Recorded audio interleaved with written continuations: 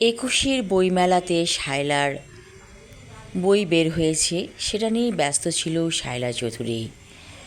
হঠাৎ সেখানে দেখা গেল তার পরিচিত একজনকে।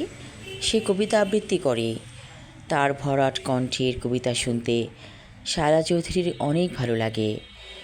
শায়লা চৌধুরী তার হাত থেকে নিজের লেখা একটি গল্পের বই ছেলেটিকে দিয়ে বলল, আপনার কবিতা আমারও অনেক ভালো লাগে, আর এটা হচ্ছে আমার লেখা বই। আপনি পড়ে আমাকে জানাবেন কেমন হয়েছে গল্পগুলো। কবি সেই বইটা হাতে নিয়ে বলল, ঠিক আছে, কিন্তু ফোন নাম্বার আছে কি? তাহলে ফোন নাম্বারটা একটু লিখে দিন তো আমাকে। শায়লা চৌধুরী বইয়ের পেছনের পাতায় ফোন নাম্বার দিয়েছিল। তারপর থেকে সেই কবির সাথে শায়লা চৌধুরীর একটা সখ্যতা গড়ে উঠেছিল। এক পর্যায়ে সেটা প্রেমের পর্যায়ে চলে যায়। ওরা অনেক দিন একসাথে ঘুরেছে, খেয়েছে, নরম তুলতুলে রোদ গায়ে মেখে বুড়িগঙ্গায় ভেসেছে নৌকোতে। একদিন আনিস পালিয়ে গেল শায়লার জীবন থেকে। যখন ওদের বিয়ের কথাবার্তা চলছিল, তখনই উধাও হয়ে গেল আনিস। তাকে আর খুঁজে পাওয়া যায়নি। তারপর শেষমেশ শায়লার বিয়ে হয়ে গেল প্রতিষ্ঠিত এক ব্যবসায়ীর সাথে।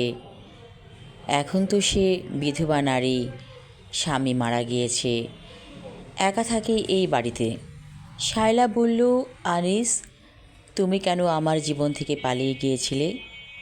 আনিস বলল, সে অনেক কথা। আমার এমন একটা রোগ ধরা পড়েছিল যে রোগের কোনো চিকিৎসা নেই।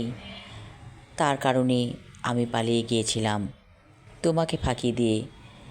শায়লা বলল, তাহলে তুমি বেঁচে আছো কেমন করে? আনিস বলল, আসলে রিপোর্টটা ভুল ছিল, অন্য রোগীর সাথে মিলে গিয়েছিল আমার রিপোর্ট। আর এখন তো জানলাম আমার কোনো রোগই ছিল না। তুমি কি বিয়ে করেছো? বলল শায়লা। আনিস বলল, যাকে জীবনে একবার ভালোবেসেছিলাম তাকে পাইনি, বিয়ে করে কি করব? আমি একাই আছি, একটা এনজিও চালাই। এই যে ছোট ছোট শিশু আমার কাছ থেকে ফুল নিয়ে যায়, এই ফুল তারা বিক্রি করে তাদের পেট চালায়, পরিবার চালায়, এটাই বা কম কিসে? শায়লা বলল, আনিস, আমাকে এখন সঙ্গী করা যায় না, আমি বড্ড একা। আনিস বলল, কি করে সম্ভব? এখন তো আমাদের পৃথিবীতে আর বেশি দিন নেই। শায়লা চৌধুরী বলল, এখনও সময় আছে, চলো আমরা ঘর বাঁধি।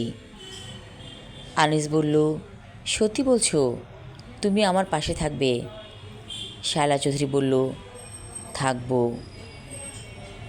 এতদিন পর মনে হচ্ছে শায়লার জীবন থেকে একটা মেঘ কেটে গিয়েছে। যে মেঘটা ওকে আষ্টে পৃষ্ঠে জড়িয়ে রেখেছিল, এখন সেই মেঘটা দূর হয়ে গেছে ওর জীবন থেকে। আমি আমার লেখা ছোট গল্প মেঘ পর্ব 3 এবং শেষ পর্ব পড়লাম। আশা রাখছি ভালো লাগবে। ধন্যবাদ।